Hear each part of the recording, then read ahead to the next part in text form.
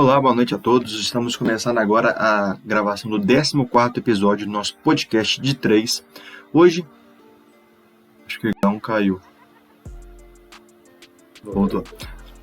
Vamos começar de novo então.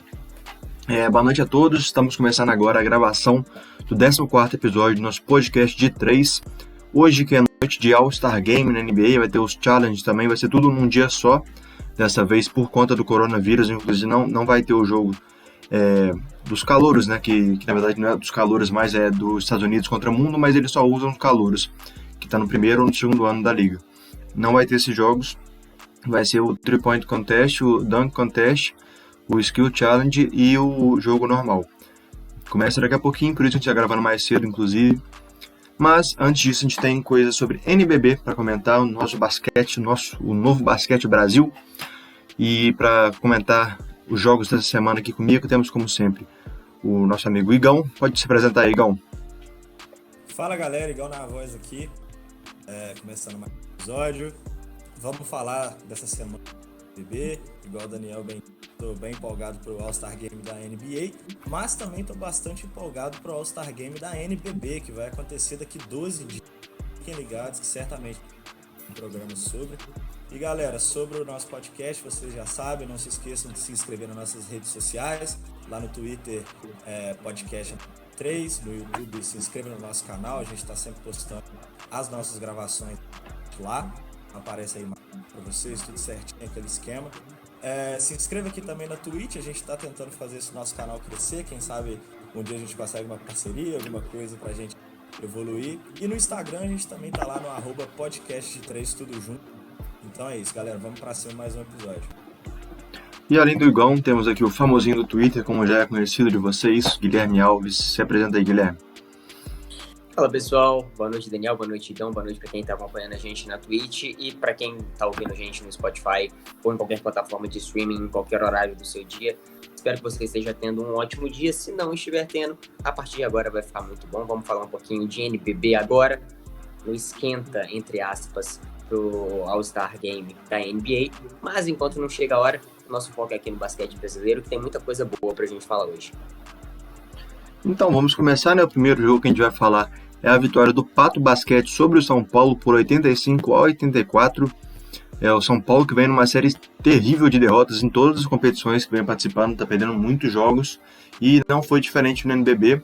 Perdeu para uma equipe muito fraca que vinha de uma sequência de derrotas e perdeu no último segundo, né? O último minuto, na verdade, do jogo foi muito interessante. As duas equipes entraram empatadas em 80 pontos. Aí o São Paulo fez uma cesta de 2 pontos. O Pato Basquete com o Mateuzinho, menino jovem emprestado do Flamengo, joga muito, garoto. Conseguiu uma falta e cesta, converteu o lance livre, então somou 3 pontos, foi 83-82 pro Pato Basquete.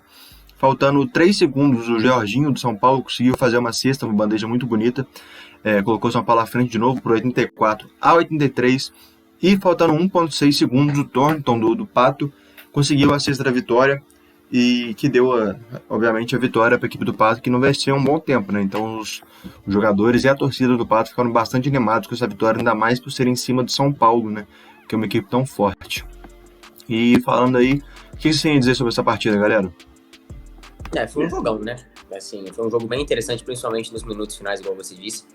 O Pato Basquete surpreendeu, né? Acho que hoje a gente vai falar, inclusive, daqui a pouquinho de Minas e Paulistano.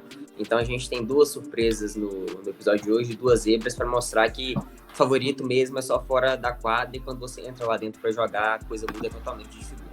Mas em relação a esse jogo do São Paulo e do Pato Basquete, o São Paulo, de novo, pecou nessas próprias armadilhas. O São Paulo perdeu o jogo muito mais por demérito seu do que por mérito do Pato Basquete. Não que eu esteja tirando totalmente o mérito do Pato, isso não existe. Eles ganharam o jogo, fizeram o deles, fizeram o dever que eles tinham que fazer e pronto, acabou. Aí o São Paulo usou 7 jogadores só a partida inteira, e essa é uma coisa que a gente fala o tempo inteiro. O tempo inteiro a gente está cansado de falar que o São Paulo, com esse esquema de jogo, com esse modelo de jogo, não utilizando o seu banco, quando utilizando mal, não vai a lugar nenhum. E dos 7 jogadores que o São Paulo usou, os outros 2, tirando 5 titulares, que no caso aqui foram o Jefferson e o Chamel, eles jogaram por 15 minutos e 16, respectivamente. todos os outros jogaram mais do que 30 minutos, e isso é absurdo, né? Tirando o Gerson, que jogou 21,2 minutos. Mas o Lucas Mariano, por exemplo, que foi o líder da equipe do São Paulo em pontos, assistências, rebotes, ele jogou todos os 40 minutos da partida, não descansou por um momento. Não tem como você ganhar alguma partida assim. Por outro lado, o Pato Basquete usou 9 jogadores. E a divisão de tempo foi muito melhor do que a divisão do São Paulo. São Paulo vai se complicando dentro do seu próprio jogo. Todo mundo estava empolgado, achando que o São Paulo ia brigar, ia bater de frente com o Flamengo. Mas com esse basquete que está apresentando, não mesmo. Exatamente, cara. Você falou desse negócio, dessa questão do Lucas Mariano, é algo bem comum, chega até a ser repetitivo a gente falar disso todas as vezes, mas o São Paulo está sempre colocando os seus titulares para jogar acima aí de 35 pontos. Isso não é saudável, né? A gente sabe, os reflexos disso vem acontecendo cada vez mais para a equipe do São Paulo, uma equipe que teve um ápice muito forte no início do campeonato, mas agora a gente vê algumas bobeiras, alguns jogos sendo perdidos para equipes consideravelmente mais fracas, como é o caso do Pato Basquete, coisas que não são para acontecer com uma equipe que está em terceiro lugar. E o mais impressionante para mim é o São Paulo ainda conseguir se manter em terceiro lugar, mesmo vindo aí de 3 derrotas seguidas, né? Então isso prova também um pouco da má regularidade que os outros times vêm apresentando. Tirando o Minas e o Flamengo, que são equipes extremamente regulares, as outras equipes estão se nivelando por baixo. A gente vê que os playoffs, a zona de playoffs está completamente aberta, equipes muito fortes como o Franca, né, o Mogi, que tem um bom time, ficando fora dos 8 primeiros, outras equipes surpreendendo, como a Unifacisa, que já está na 6ª colocação. Então é muito interessante a gente analisar isso também. O Lucas Mariano, pela equipe do São Paulo, foi o destaque, juntamente com o Jorginho. O Lucas Mariano marcou seus 29 pontos, arremessando 60% de aproveitamento. Além disso, teve 10 rebotes, então marcou um double-double. O Jorginho também fez a sua partida ok de sempre, 22 pontos para ele, 6 rebotes, 4 assistências, sempre com estatísticas. Mas a gente tem que falar da equipe do Pato Basquete, né? Foi a vitoriosa, e o destaque da equipe, como vem sendo a tônica dessa equipe, é o Thornton, né? O Thornton, que figura entre os melhores pontuadores da liga, está na 7ª colocação, se eu não me engano, dos melhores pontuadores, e uma equipe muito fraca como essa equipe do Pato Basquete, ele acaba se destacando bastante. Nessa partida foram 20 pontos para ele, 7 rebotes, 4 assistências, teve uma boa qualidade de arremesso também. E outro destaque que eu devo dar para essa equipe do Pato, além do que o Guilherme falou, que eles controlaram muito bem a minutagem dos seus jogadores, é que outros jogadores também tiveram uma pontuação muito boa, né? Além do Thornton com os 20 pontos que eu havia falado, a gente tem o Scheller aí com 18 pontos, Mateuzinho e o Servini com 13 pontos. Então foi uma equipe equilibrada. Se a gente pegar o gráfico de arremesso do jogo, a gente vê que no início teve até uma disparidade boa para os dois lados, né? Chegou a ter mais de 10 pontos de vantagem do Pato Basquete. Depois o São Paulo também conseguiu uma vantagem de 8 pontos, mas no final da partida teve esse equilíbrio durante todo o jogo, mas no final da partida, como o Daniel muito bem disse, pelaquela cesta no último segundo do Thornton, 2 pontos, a equipe do Pato Basquete saiu vitoriosa. O Jorginho ainda teve um último arremesso de 3 pontos, aquele arremesso, né, pega e joga e torce para cair, mas não deu certo, e a equipe do Pato Basquete ganhou por 85-84 e figura na 11ª colocação com 9 vitórias e 15 derrotas. Eles estavam vindo de uma sequência de derrotas, e essa vitória certamente foi muito importante para mantê-los nessa zona de playoffs dos 12 primeiros. Você terminou, Igor? Terminei. É que deu um corte aqui, não achei que você tinha caído. Mas com essa derrota aí do São Paulo, eles perderam a chance de brigar pela primeira colocação. Agora só o Flamengo e o Minas vão conseguir vão brigar até o fim por essa posição. São as duas únicas equipes que têm condições de chegar lá para terminar em primeiro na temporada regular, né? Uma coisa que a gente não esperava, a gente achava que o São Paulo ia brigar até o fim, mas vem de uma sequência de derrotas terrível. Então é isso que acontece, cara. É isso que a gente falou várias vezes durante o ano, que é o que vai acontecer. Não dá pra você usar os seus jogadores o tempo todo e achar que vai dar certo isso. Você tem que revezar, você tem que usar seu banco. E eles não fizeram isso e correm o risco, inclusive, de perder a posição pro paulistano, que tem um jogo a menos, né? Então, vamos ver como é que vai desenrolar aí. E falando de paulistano, vamos para a próxima partida. foi a vitória do Paulistano sobre o Minas, uma vitória surpreendente também, porque o Minas é uma equipe mais forte que o Paulistano. Mais uma vez, um placar relativamente baixo, foi 76-74 pro Paulistano, perdão. O Paulistano chegou a liderar por 21 pontos, mas deixou no final do jogo, no último quarto, a equipe do Minas encostar, né? Mais uma vez, um desempenho bom defensivamente do Paulistano, mas fraco ofensivamente, né? O que vocês têm a dizer sobre essa partida aí? Exatamente, uma vitória surpreendente do Paulistano. A gente sempre espera muito dessa equipe de Minas. Mais uma vez, um jogo apertado, né? Uma rodada cheia de jogos apertados, decididos nos últimos minutos. Nesse jogo do Paulistano, o Ruivo acertou um lance livre nos minutos ali que cravou a vitória da equipe do Paulistano. Mesmo com o Davi tendo uma tentativa para 3 pontos, faltando 3 segundos para o fim. Mas essa equipe do Paulistano, mais uma vez, defendeu muito bem, né? Obrigou o seu adversário a vir para menos de 80 pontos. O Minas esteve 21 pontos à frente, então foi uma virada fantástica dessa equipe do Paulistano, né? Então, Não, perdão, galera. O Paulistano esteve à frente. Exatamente. Isso. Então foi uma vitória mais do que dramática, né? Porque a equipe perdeu muito nos minutos finais. Essa equipe do Minas remou, com boa atuação do Johnson Jr., principalmente, mas a equipe do Paulistano acabou saindo vitoriosa. Uma bela atuação do Mike, também um duplo-duplo, os pivôs da rodada fazendo bastante efeito, tanto o Lucas Mariano lá em São Paulo, quanto aqui. O Mike também pegou 11 rebotes, fez seus 17 pontos. O Jimmy e o Ruivo também contribuíram para 15 pontos. E um destaque extremamente positivo é os arremessos desses 3 caras, né? O Mike foi 68% no aproveitamento, o Ruivo também conseguiu seus 60%. Então foi um jogo grande dessa equipe do Paulistano, que conseguiu tirar ali uma vitória do segundo colocado, do Minas, que estava sendo bastante difícil. Foi apenas a 3ª derrota do Minas na temporada, e o Paulistano cravou aí a sua 10ª vitória. Acabou, Igão? A minha imagem tá travando por causa da internet, galera, mas eu espero que o áudio esteja de boa. Quando eu parar de falar, vocês podem confiar. Beleza. Bom, eu concordo com o Igão, e eu acho que essa Eu queria fazer um comentário aqui, que a imagem do Igão tá muito engraçada, que ela tá com a cara assim, ó. Agora voltou até, mas tá muito engraçado. Bom, essa derrota do Minas pode fazer falta. Pode não, acho que vai fazer falta. Acho que essa derrota provavelmente é a derrota que crava o Minas na 2ª colocação e coloca o Flamengo como o líder dessa temporada regular ao final dela. Acho muito difícil o Flamengo perder agora 2 jogos. Se eu não me engano, hoje a diferença é de 2 jogos do Minas para o Flamengo. Deixa eu até conferir aqui. Isso, a diferença é de 2 jogos, mas o Minas tem um jogo a menos. Então, teoricamente, a diferença pode ser de 1 jogo, mas no confronto direto ainda assim dá Flamengo.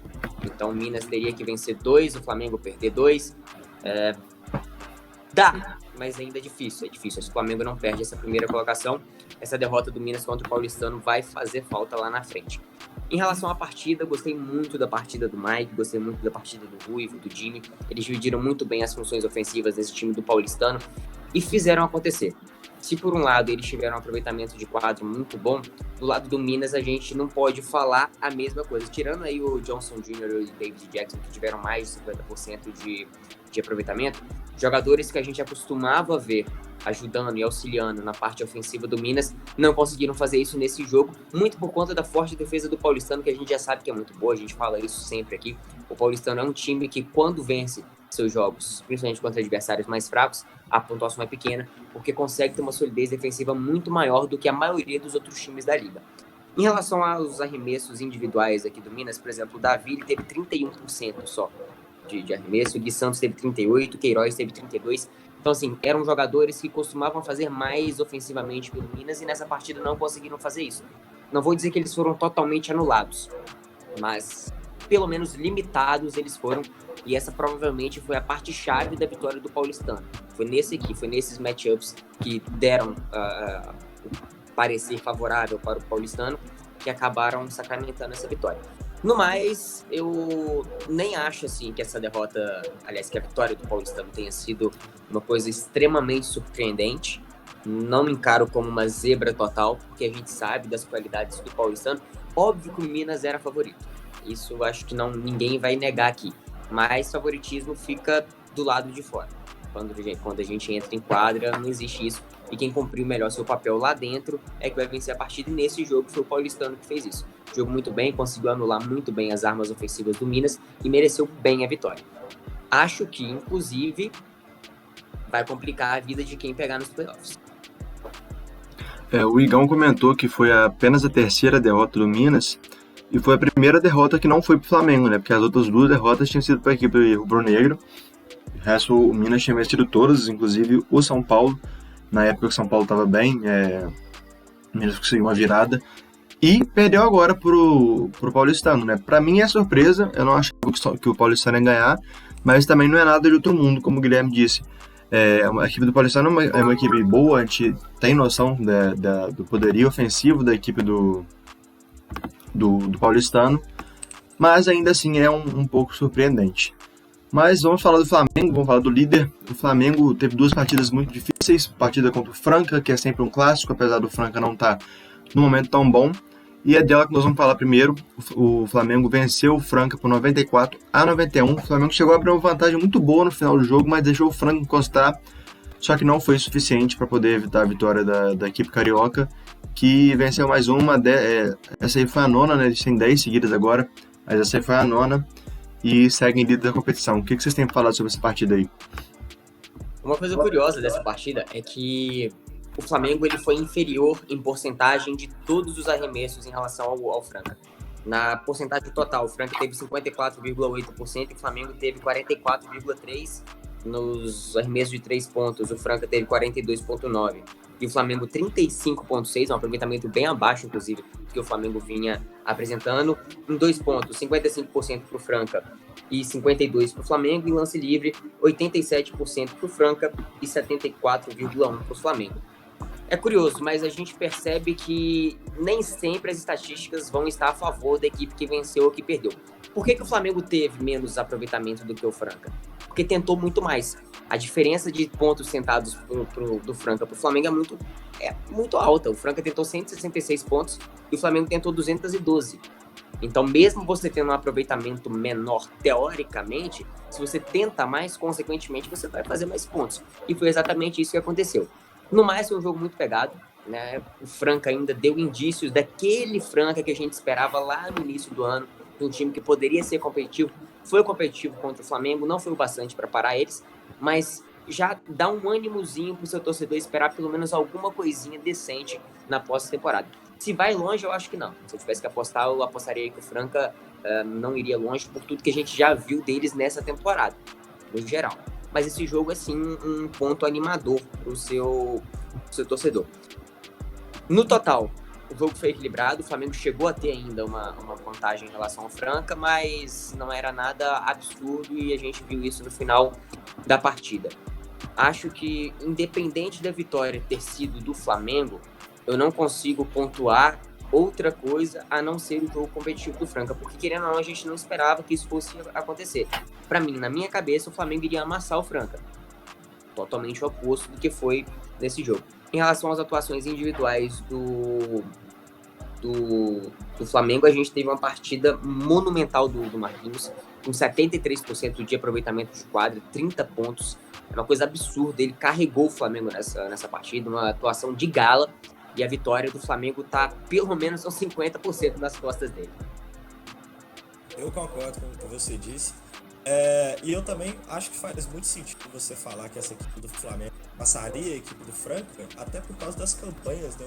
É um time que venceu 23 vezes em 25 jogos, e a equipe do Franca tá ali na casa dos 48%, né? 25 jogos, 12 vitórias e derrotas. Perdeu mais do que ganhou.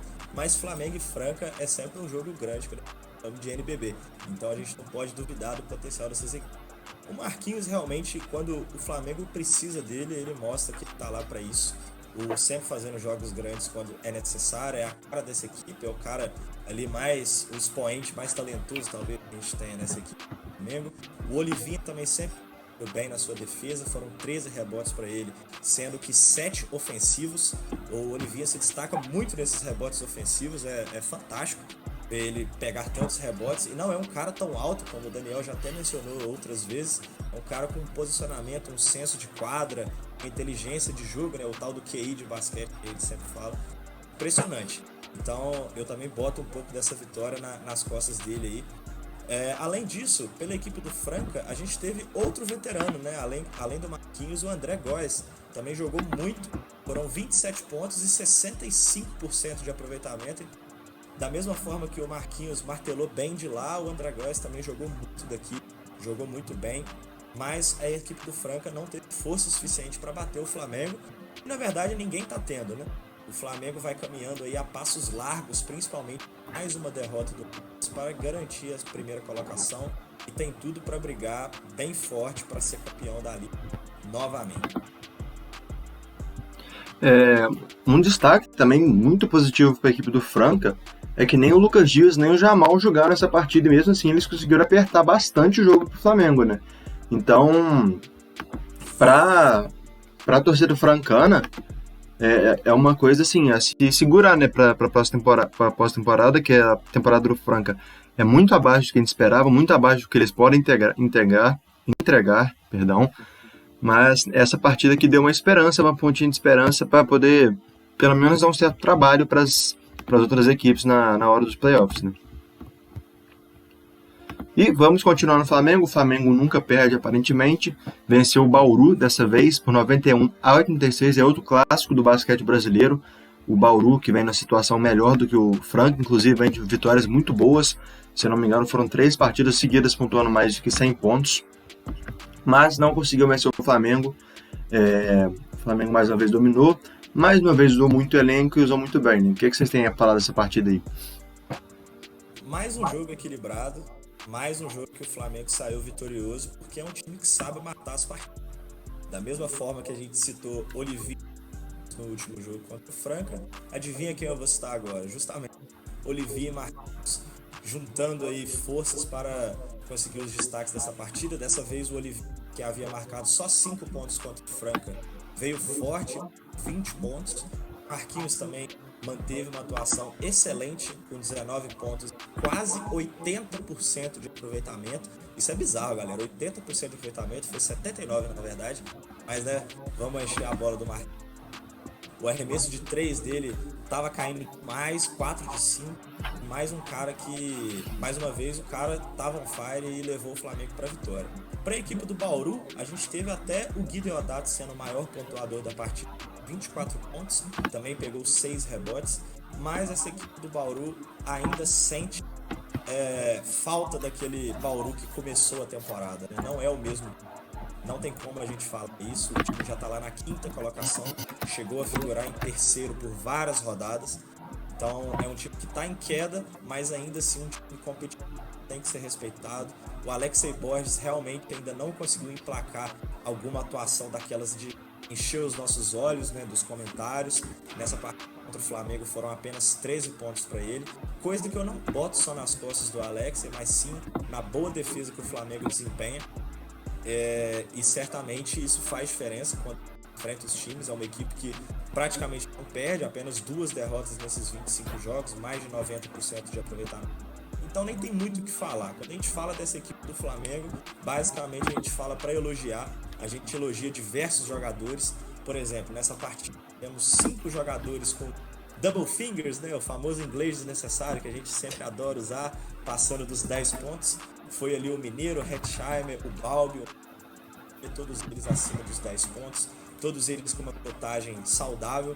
Então é uma equipe muito equilibrada. O Flamengo certamente, para mim, já está pensando em playoff. Essa temporada a gente já entende que o Flamengo vai passar ali em primeiro, no máximo em segundo. Tem a plena noção de que a chance de terminar é muito alta. Então, para mim, agora o Flamengo focando nos playoffs, já está focando no que vai arrumar nessa pós-temporada para tentar trazer mais um título para o Rio de Janeiro. Eu concordo com tudo que o Igão falou, eu assino embaixo em relação às estatísticas da partida, ele falou tudo que tinha para falar. Mas uma coisa que eu achei interessante nesse jogo é que, tirando o Gui Deodato, que jogou 38 minutos e 15 segundos, nenhum jogador de nenhum dos dois lados jogou mais do que 31 minutos. Que no caso aqui foi o Alexei Borges, aliás, o Alex, perdão, com 31 minutos e 46 segundos. Tirando ele, ninguém mais jogou mais do que esse tempo todo. A gente vive batendo na tecla de, pelo amor de Deus, vamos dar tempo ao tempo, vamos dar minutagem para os seus jogadores, vamos usar o banco. E os dois times usaram muito bem isso nessa partida. Melhor para o Flamengo, que acabou se sobressaindo, porque tem um elenco que acho que a gente pode falar isso, é um elenco que com certeza é melhor do que o elenco do Bauru, tem um banco que é mais qualificado, então naturalmente, quando você tem um time tão bom como o Flamengo tem, quando você vai enfrentar alguma equipe que vai jogar da mesma maneira que você, ou seja, dando minutagem pro seu elenco, rodando as suas peças, vai sair melhor. Tanto que no Flamengo, quem mais jogou em relação ao time inteiro foi o Marquinhos, com 30 minutos e 23. Mesmo assim, ele descansou 10 minutos, ele ficou 10 minutos fora do jogo. Isso lá na frente faz uma diferença enorme. A gente aqui falando isso, a gente que joga a nossa peladinha, a gente pode achar que ficar 10 minutos fora não vai fazer tanta diferença. Mas se você consegue se resguardar, jogo aqui, jogo ali, jogo lá, toda vez 10 minutos, 11 minutos, cara, nos playoffs isso faz uma diferença maldita. Você chega lá como se você estivesse inteiro e você vai jogar contra jogadores, como é o exemplo do São Paulo, por exemplo, tinha que o Lucas Mariano joga os 40 minutos de quase todas as partidas. A diferença lá na frente é nítida. Em relação ao Bauru, eu concordo com o que o Igão disse, que ainda não é aquele Bauru do início da temporada, mas aquele Bauru tá dando indícios de volta, principalmente com o Alexei Borges. O Alexei Borges não tá jogando toda a bola que a gente esperava, ele não tá sendo aquele jogador antes da sua lesão, mas ainda assim, a presença dele em quadra, além de amedrontar o seu adversário, tá começando a melhorar, pouco a pouco. 13 pontos é pouca coisa, ele acertou 48% dos arremessos, 46%. Então, assim, ainda não é aquele Alexei Borges, não é aquele candidato a MVP, mas já é alguma coisa. Ele estando em forma, esse time do Bauru é extremamente competitivo, a gente viu isso contra o Flamengo, foi um jogo duríssimo, o Bauru inclusive chegou a liderar por alguns momentos, o Flamengo acabou tomando aí as rédeas da partida no final do jogo já, mas foi um jogo equilibrado, o Bauru consegue ser competitivo. Se melhorar alguma coisinha, algum ajustezinho, talvez até com o Alexei Borges voltando a jogar o que ele sabe jogar e que a gente sabe que ele consegue fazer, esse time do Bauru é um dos times mais competitivos dessa liga para a pós-temporada. Eu acho que o Bauru está recuperando, como o Guilherme disse. Eles tiveram boas partidas recentemente, né? Tiveram algumas vitórias. Eles ainda estão em quarto, eu acho, ainda estão atrás do São Paulo. Na verdade, eu acho que eles caíram para quinto, estão atrás do Paulistano. Eles tinham passado o Paulistano e com a vitória sobre o Minas, o Paulistano passou. Mas eles estão recuperando o basquete, como disse. Eles estão agora em quinto com 15 vitórias e 9 derrotas.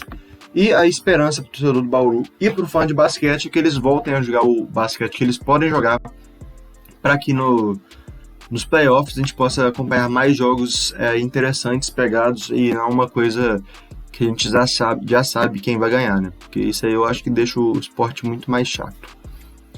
E nós já terminamos os jogos do NBB. Eu quero comentar rapidamente aqui sobre as duas partidas que o São Paulo fez na Champions League das Américas. Perdeu as duas, perdeu para o São Lourenço e para o... Esqueci o nome do time, me perdoem, mas eles perderam por 78-76.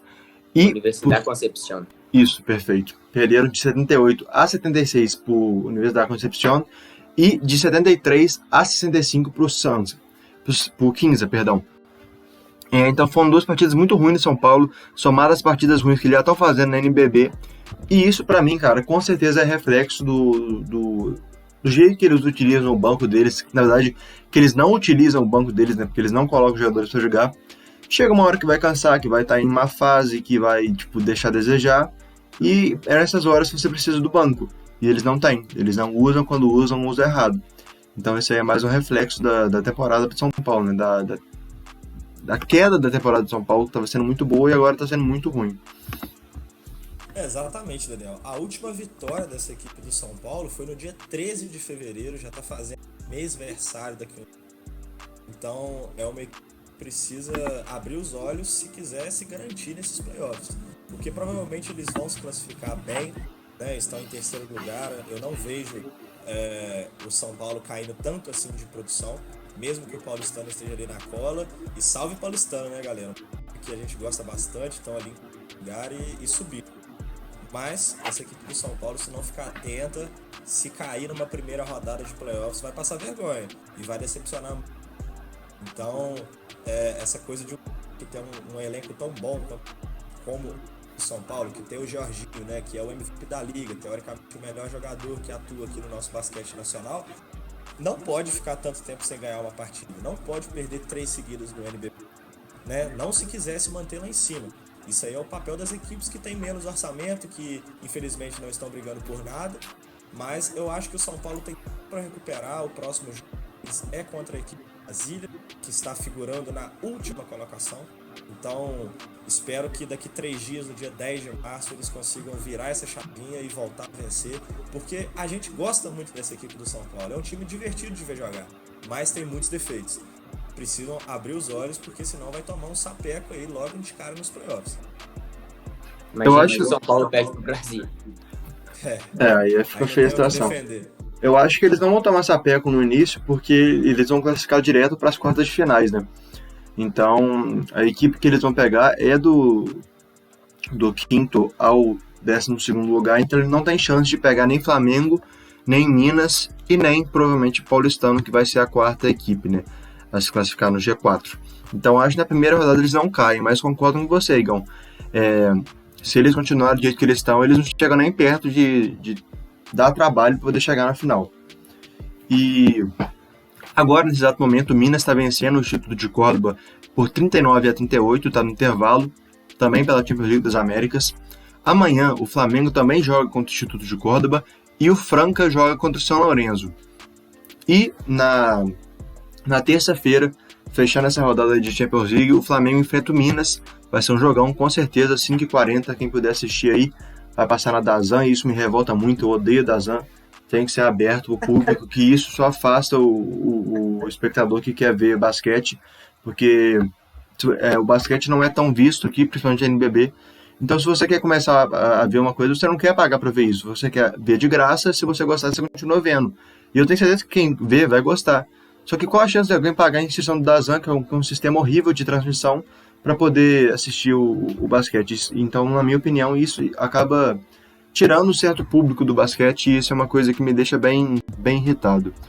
Eu acho que é um erro, tinha que ter mais televisão aberta, até TV a cabo é justo colocar, mas em serviço de aplicativo, para mim, isso deveria acabar.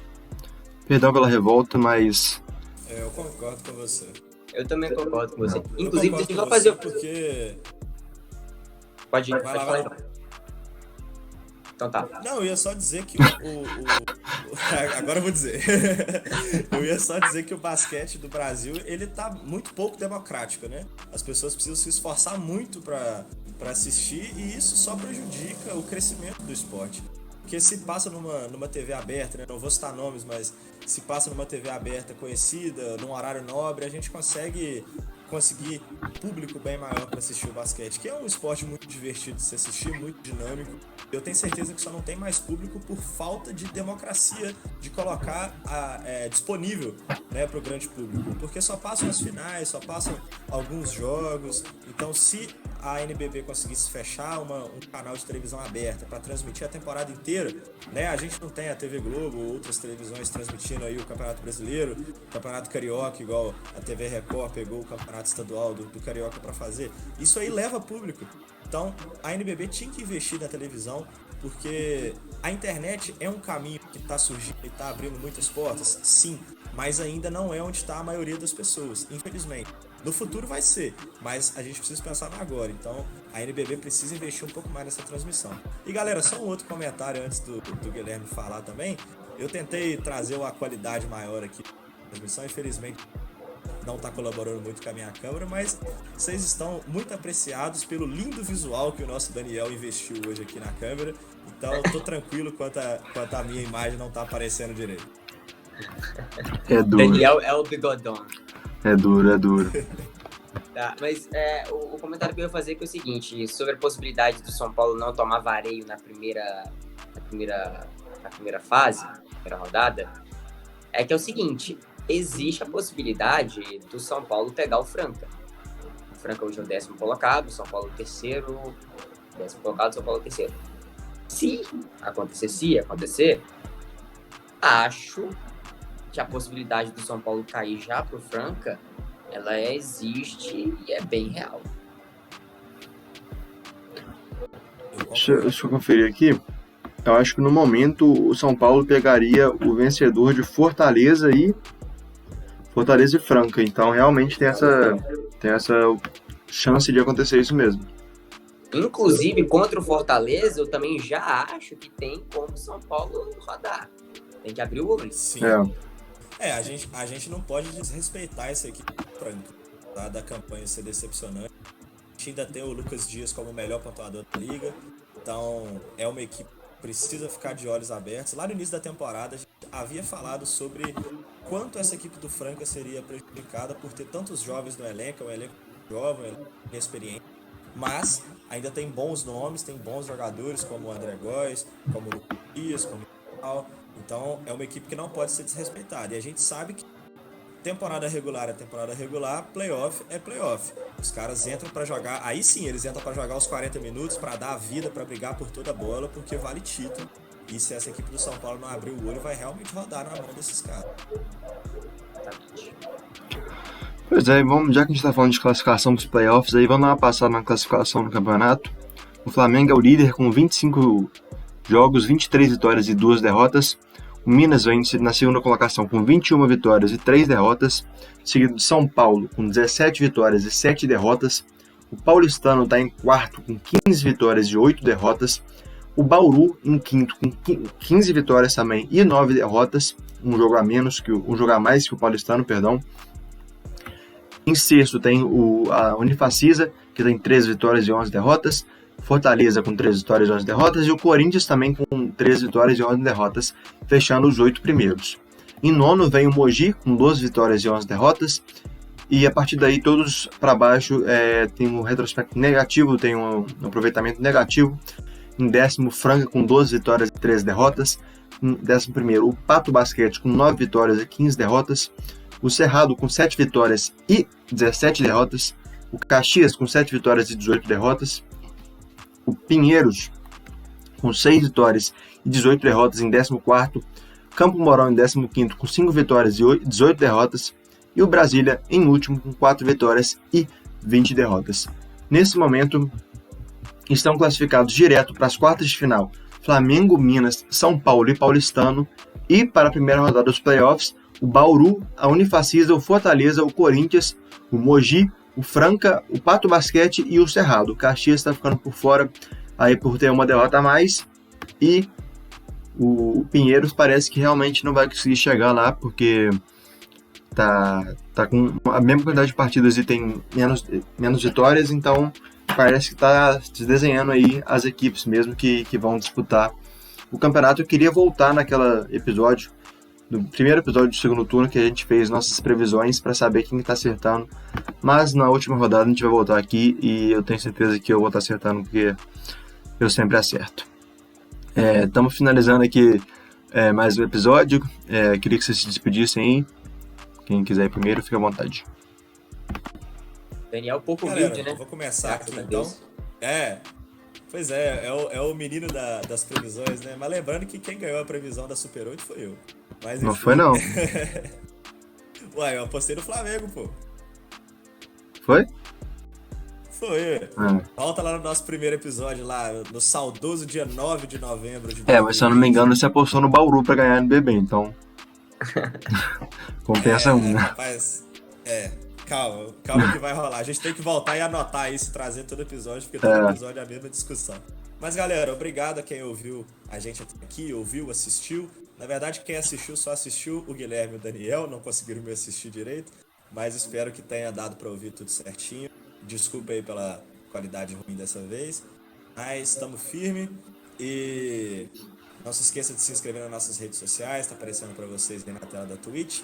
Quem estiver ouvindo a gente, fica ligado no NBB, e quem estiver ao vivo, não perca o All-Star Game da NBA. Hoje é a primeira vez que teremos LeBron James e Stephen Curry jogando pela primeira vez na história, então eu tô muito empolgado para isso, e assistam lá que com certeza vai ser muito divertido. E fiquem ligados que na próxima semana, no dia 19 e 20, vai ter o All-Star Game, né, o Jogo das Estrelas do NBB também. Então é isso, galera, um forte abraço para todo mundo, gente vai ficando aqui. Vai lá, Gui. Eu queria só fazer um apelo ao público antes de eu me despedir. Pelo amor de Deus, vocês que estão escutando no Spotify em algum dia da sua semana, por favor, entre no nosso canal da Twitch e assista esse episódio, porque o Daniel, ele tá lindo de bonito com esse bigode dele. Pelo amor de Deus, façam isso. No mais, obrigado por quem assistiu a gente ao vivo agora, obrigado para quem tá escutando a gente no Spotify em algum dia da sua semana. Muito obrigado pela companhia de vocês, continue divulgando, continue ajudando a gente a crescer esse projeto e até a próxima. Cara, eu vou ter que tirar esse bigode, porque eu não aguento mais o pessoal falando dessa porra. Mas eu tenho que esperar minha barba crescer primeiro, porque eu não posso ficar sem barba também. Ai, meu Deus do céu. Mas é isso, galera. Muito obrigado pela audiência. Muito obrigado quem acompanhou, quem tá ouvindo aí agora pelo Spotify ou qualquer outra plataforma, ou pelo YouTube, que eu vou mostrar esse vídeo lá depois. Muito obrigado. Até semana que vem. Acompanhem o All Star Game e os dois que vão rolar. E estamos juntos. Até mais.